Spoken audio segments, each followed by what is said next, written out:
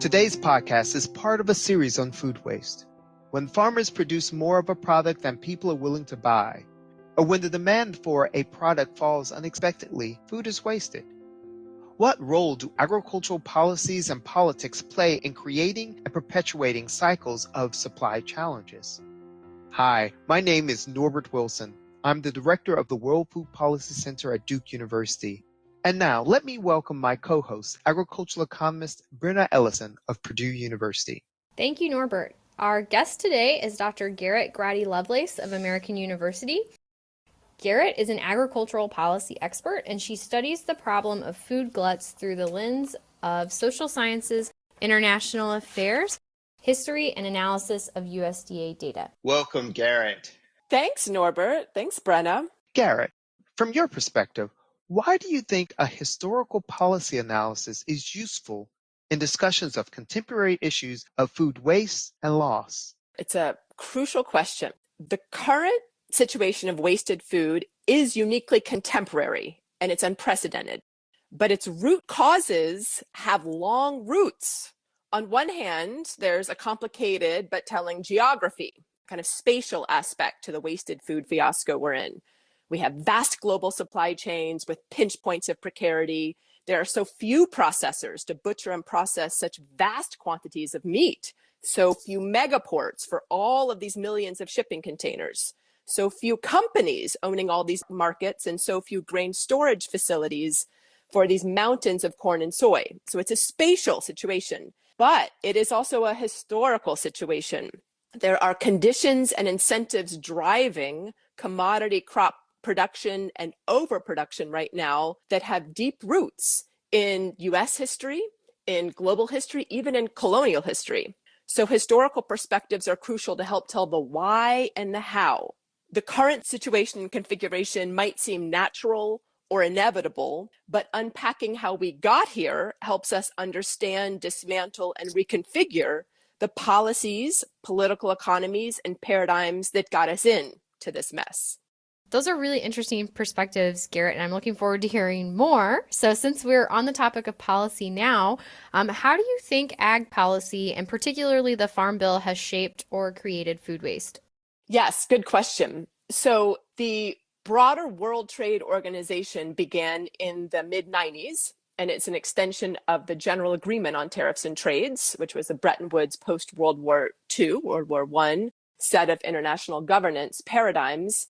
And it really liberalized agricultural trade and arguably neoliberalized it. And so it set in motion a whole situation that we're in now, which deregulated national and federal government policies around supply coordination, supply management. So from the mid-90s on, you've got a set of policies around the world that really opened up trade, but it also opened up the incentives to compete with each other around the world. So farmers were competing with each other in this arguably a race to the bottom of farm gate prices, which incentivized cycles of overproduction that we're in now. So the policy shifts that happened domestically in all of these countries around the world emerged from the paradigms of the mid-90s and the WTO and the broader focus on moving enormous quantities of commodity crops around the world in a comparative advantage model, but it ended up creating enormous quantities of food circulating around the world that then is very conducive to supply chain gluts and to pinch points where there's blocks and a precarity that we're in now. Thank you for that. And I would love for you to just point out one particular historical policy that you think is critical for us to understand this. Yes, the elimination of export subsidies was crucial, and many of the intentions behind what ended up becoming the WTO were actually about decreasing dumping. So the anti-dumping measures are so crucial as a broader paradigm and a governance goal. But as you know better than others and other ag economists, the loopholes that allowed for some countries like the US to continue overproducing a certain commodity crop and then offshoring it through complicated ways that were not explicit subsidization of exports. So the ending of export subsidies is a universal good, but it did not end the broader problem. And Obviously, this is an exceptionally complicated topic, but the broader question of policy needs to be contextualized within political economy. So there's a set of political economies at work that we're in now, which gives inordinate power to private industry in terms of input suppliers and in terms of commodity crop purchasers. And so the situation we're in now is that you have a handful of firms who are price setters, and they can really decide the price of inputs and the price of the farm gate price of various commodity crops. And the broader configuration is that farmers are squeezed around the world with expectations and incentives of expensive input purchases, annually purchased inputs, and then farm gate prices that don't cover the cost of the production. So that's a political economic situation. The question is, what's the role of policy? I think what's interesting for me and for Norbert and for others in our kind of research team is that there's a long history of policies, governmental policies, particularly in the United States, that have attempted to protect farmers from this squeeze, this treadmill of buying more inputs and trying to sell more and growing more to cover the costs of what they've invested in that particular season. And it lends itself to overproduction unless there's a way to mitigate that kind of treadmill cycle of overproduction. And so the policies that we're interested in began in the 1920s and the 1930s, which we'll talk about with the Agricultural Adjustment Act. And they really were ended in the WTO in a convoluted way. In the attempt to end trade distortions, there was a way in which the corporate interests or the private firms gained even more power and say in the broader trade and agricultural economics and practices around the world. So I think the WTO is so fascinating because the intentions behind it are truly important, and many of the measures like the anti-dumping and the ending of explicitly subsidized exports, which are so deleterious, so destructive to local farm economies around the world, were mitigated, but the loopholes have grown. And actually the disparity between kind of corporate interests and the private firms and farmers themselves, small and medium-sized farmers, has grown even more egregious. And so the role of policy in that, I think, is what we're analyzing today. Garrett, you've done archival work looking at agricultural policy from the Agricultural Adjustment Act, the original Farm Bill legislation from 1933. What has inspired you to see food waste and loss as a critical issue? Yes, it's a great question. The Farm Bill in its current iteration enables and exacerbates wasted food. But it would be, I think, reductive to say it causes it and stop the analysis there. And so this kind of takes some historical analysis. We're going to go back to the archives. But before we do, we kind of think about the 20th century. Over the course of the 20th century, the Farm Bill has become a behemoth mechanism for disposing of surplus commodity crop production. So if you think about Title I, commodity, and Title II, conservation, those actually have at their origin the beating heart of the Farm Bill was an attempt to prevent another Great Depression economically, that's commodity title, and another Dust Bowl. That's the environmental impacts of overproduction, Title II, conservation. So there was a supply management coordination attempt to end overproduction and end the price fallout of overproduction woven into the heart of Title I and Title II. Once you get to Title III, which is trade, and you go back to the archives, the justification for Title III was move this surplus. We've got to get rid of this growing pile of surplus that the Commodity Crop Corporation, the broader CCC arm of the government, is trying to mitigate overproduction by buying the surplus and getting it off the backs of the farmers. But then it had a huge kind of glut. So trade was a matter of offshoring or offsetting the food aid and the food trade of the 1950s and 1960s. And then, frankly, Title IV nutrition, which has all of these noble, crucial intentions of feeding the people, actually is a surplus disposal mechanism as well when you look back at the archives. And even Title IX, which is energy, has a surplus disposal mechanism of corn and moving it into bioethanol. So the Farm Bill has kind of hidden overproduction through these surplus disposal mechanisms and not been able to prevent it. And then, of course, we get into where we are now, where why doesn't the research title fund investigations into wasted food interventions? You know, why isn't there discussion of composting systems or ecological biodigesters to divert methane from landfills in the research title? So right now, it's more what the Farm Bill doesn't do. It doesn't curtail excessive monopolies in the agri-food sector. It ends up subsidizing them. It doesn't provide nearly enough for regional adaptive supply chains or markets, which are much more adaptive to shocks in the system like Ukraine or climate change. So the Farm Bill doesn't do what it needs to do, but it's not the root cause of wasted food. Those are really interesting points that I think many of us, at least from an agricultural economist perspective, don't necessarily talk about in that way. One thing I wanted to follow up is you mentioned the current Farm Bill doesn't really do much to address food waste. I think the most recent Farm Bill did establish the Food Waste and Loss Liaison, right, to try to kickstart some food waste reduction initiatives. So I'm curious just to get your thoughts. Would you say that that effort is not nearly enough? Yes, it's such a good question. So the miscellaneous title is the best thing happening in the Farm Bill. All the farmers know and the practitioners and the activists and the scholars. And so it's, there's an optimistic way you could look at this and say there are such innovative, broadly far-reaching, exciting pilot programs tucked into the miscellaneous title, or even into the horticultural title, around farmers markets, around racial justice, around food waste prevention, wasted food prevention. But on a macro level, it's tucked into the miscellaneous title, oftentimes with discretionary funding, not mandatory. So you have to fight for it each 5 years, and the appropriations get divvied out. So it's not rock solid in terms of mandatory appropriations. And so there are wonderful pilot programs that began in the 2018 Farm Bill, frankly, directly because of scholars and activists and civil society clamoring for it.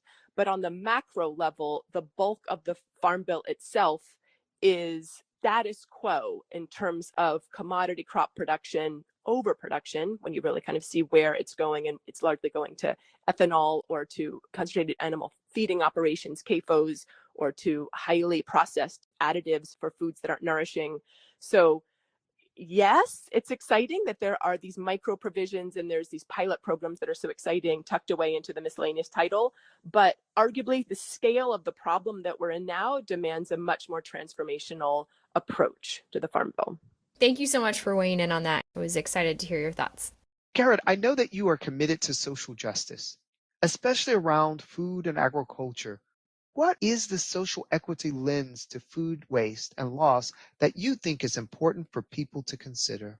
Yes, thank you for that. So wasted food is a tragedy of squandered farm work, topsoil, water, energy, shipping containers, single-use plastic wrapping, all of the labor, all of the time going into food that ends up becoming methane, an egregious climate greenhouse gas.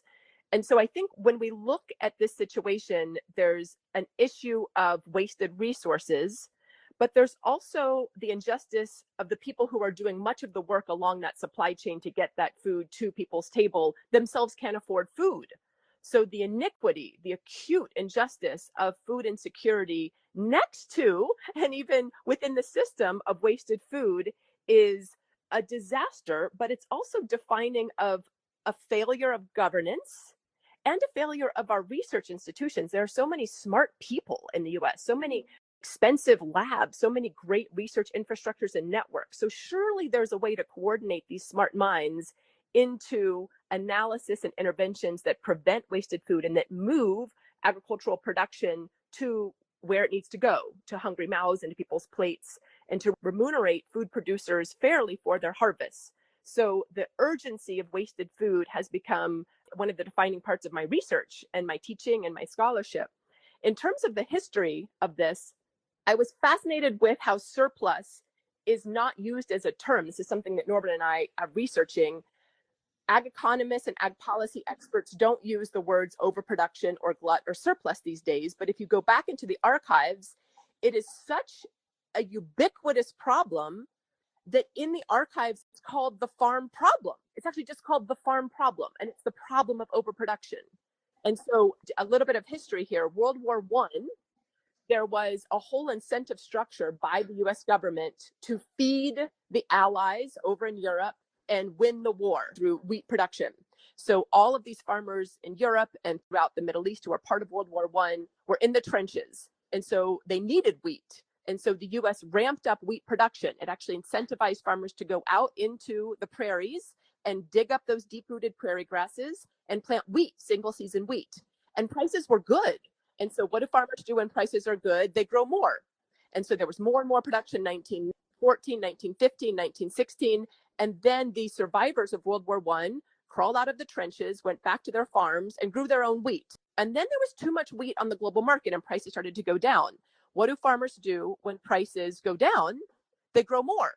So all of a sudden, the U.S. farmers were madly ripping up, prairie grasses, deep-rooted prairie grass, planting more wheat. And there was so much wheat on the global market in 1918 that it crashed the prices. And so there was an agrarian economic crisis in the U.S. in 1919, 1920, and farmers went to D.C. and they said, please help us end this cycle of overproduction. We're competing with ourselves, with each other, our neighbors, and it's suicidal. And so that began the broader political movement to have supply management with a price floor for farmer viability and a way to not overproduce and destroy the soil, which is what led to the Dust Bowl. So by the time you get to the Agricultural Adjustment Act of 1933, you've got a whole system of supply management, which was in place. It was dysfunctional. It was not perfect. It largely helped white male farmers, and it had some other issues too, excluding tenant farmers who were largely Black farmers in the Deep South. But as a principle to stave off the ravages of just kind of capitalism unfettered in agriculture, it was important to think about as a precedent. And so cut to 1940s, 1950s, 1960s. By the 1970s, it's really eroded, the supply management.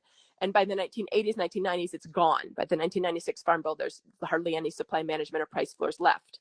And so I think what's interesting for us is that there's a powerful precedent from a governance perspective of ways to mitigate cycles of overproduction.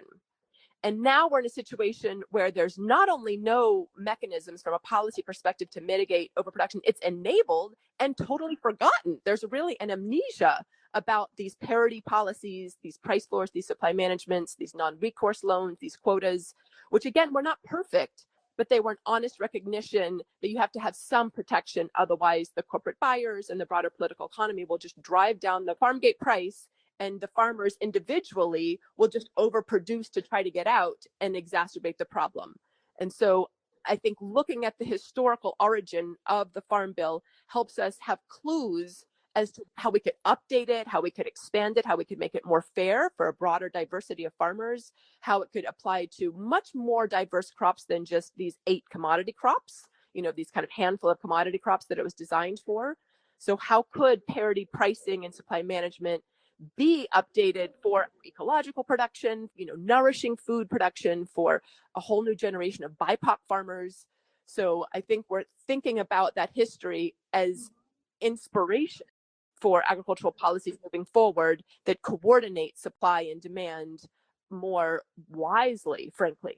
Those are really interesting perspectives. I had no idea about the farm problem language use, and I'm really curious to hear more about what you and Norbert are doing and look forward to seeing those results in the future. I was wondering if you could tell us a little bit more about what food waste and loss looks like from an international perspective, and what are some of the policies abroad or globally that you think contribute to the wasted food that we see today? It's a great question, Brenna. I'll preface by saying there are myriad international perspectives, so I certainly don't want to presume to speak on behalf of these international perspectives. But I'll also say that one cannot address this issue from a national perspective alone. One never could, but particularly now, because the US agricultural policies and practices and the actual foodstuffs and the climate emissions are deeply connected to those around the world and vice versa.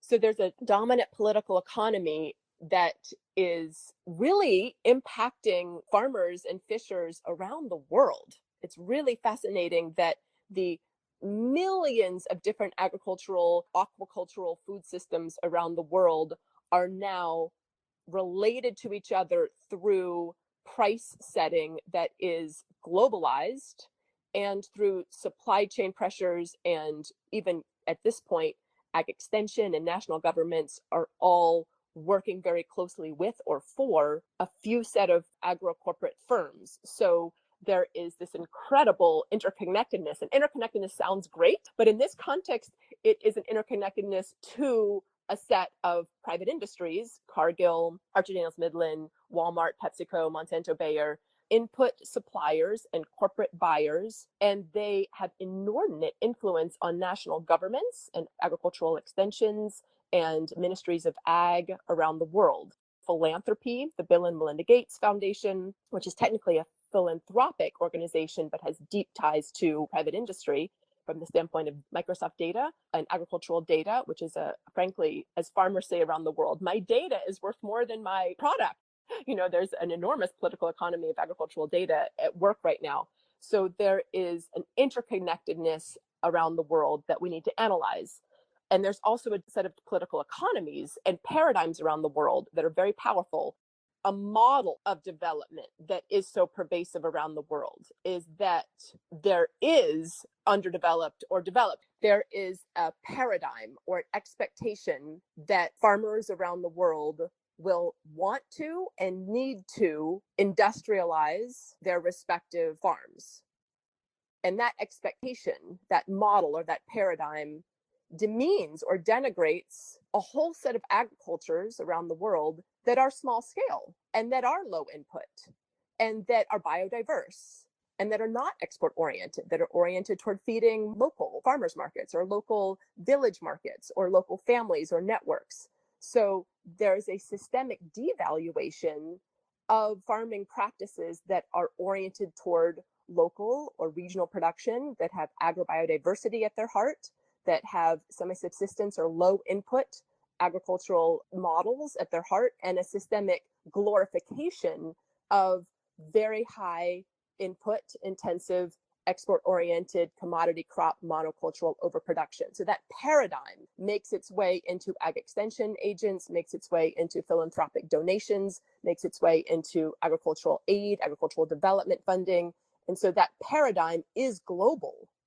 Every village around the world is either internalizing, the inferiority of their small scale production and their biodiverse production, or resisting it. Frankly, there's a whole global movement that's resisting that paradigm and says actually a climate resilient future would need to have agroecological production grounded in indigenous and African diaspora foodways and a lot of culturally specific place-based agrarian knowledge, which is not necessarily export oriented, though it could be, but is more geared toward feeding or nourishing local villages or communities or networks.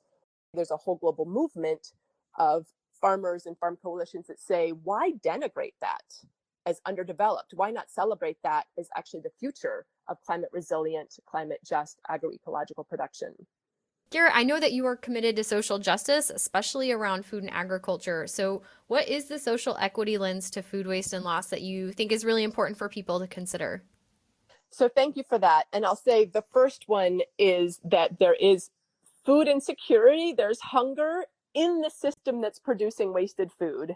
And that, as I've said before, is a tragedy and an injustice and a failure of research and governance to think through how we can prevent that and how we can move nourishing food to people who need it. And while remunerating the farmers and the food providers and the fishers for the beautiful work of feeding people.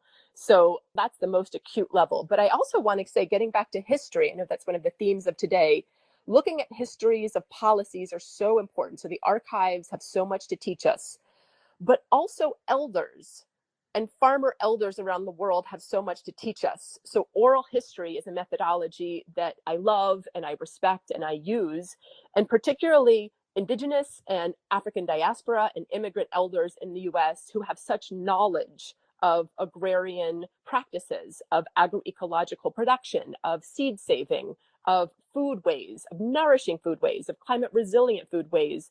Those sets of knowledges have been, frankly, systematically devalued by academia, by my institutions, as underdeveloped or as passé or as irrelevant. But in fact, as climate crisis encroaches, those knowledges of how to forage in the forest, how to grow nourishing gardens, how to grow agrobiodiverse farms, how to raise livestock breeds, heritage breeds, these knowledges that have been devalued, frankly, along gender and class and racial lines, need to be celebrated. So there's an epistemic inequity at work in our current situation where the real knowledges of how to grow nourishing food and provide nourishing food have been devalued, when right now we need those knowledges more than ever. So there's a whole reevaluation and reclamation of agrarian place-based agroecological knowledge that I think will help us not just prevent wasted food and really relocalize and re-regionalize supply chains and markets and economies and ecologies, but also help us provide nourishing food for communities in a climate resilient and climate just way. That's so interesting. And this conversation has been so fun because I think it challenges so many of kind of the traditional talking points that we have on this topic. And so, Garrett, I really just want to say thank you for joining us today. It's been a lot of fun. Our guest today is Garrett Graddy-Lovelace, Provost Associate Professor at American University. This podcast is co-sponsored by the Recipes Food Waste Research Network, led by American University and funded by the National Science Foundation. And thank you for listening. If you would like to subscribe to the Leading Voices in Food podcast series, you can find it on Apple Podcasts, Google Podcasts, or your favorite podcast app. Podcasts and transcripts are also available on the website of the World Food Policy Center. This is Norbert Wilson with Brenna Ellis.